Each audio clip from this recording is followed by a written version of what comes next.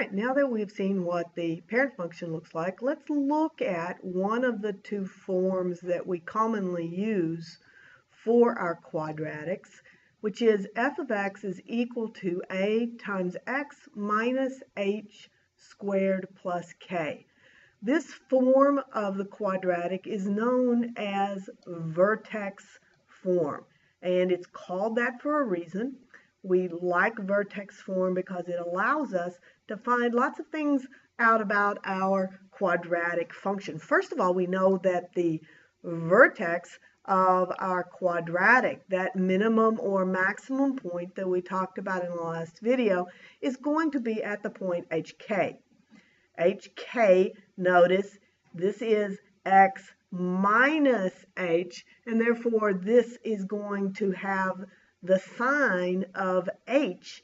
So if this says x minus 2, h is 2. If this is as x plus 2, then this is going to be negative 2 because we're saying minus a minus 2 at this point. This k is going to keep whatever sign that we have for our vertex.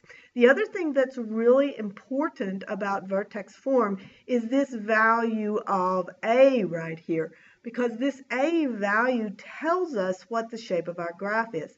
If a is greater than 0, if it's a positive number, then we have a quadratic which opens up. We call that a smiley face. If it's positive, it's going to be a smiley face. If it's negative, if a is less than 0, then we're going to have a frowny-faced parabola.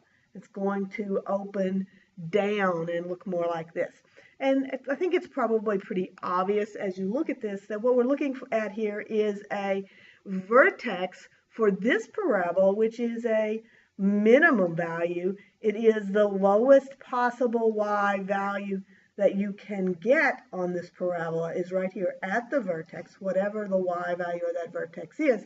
And here, this point, this top point, is a maximum value. Whatever this y point is on this particular function is going to be the maximum value of our function. So we can use this vertex form of a quadratic to determine where the vertex of our parabola is located. So let's look at what happens when we put in these h and k values on our function.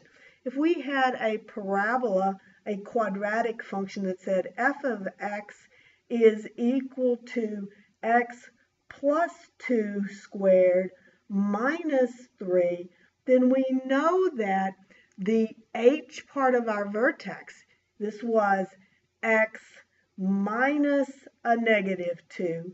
So the h part of our vertex would be negative 2, and the y part of our vertex would be negative 3. So we can very easily find the vertex of our quadratic by using this vertex form of a quadratic.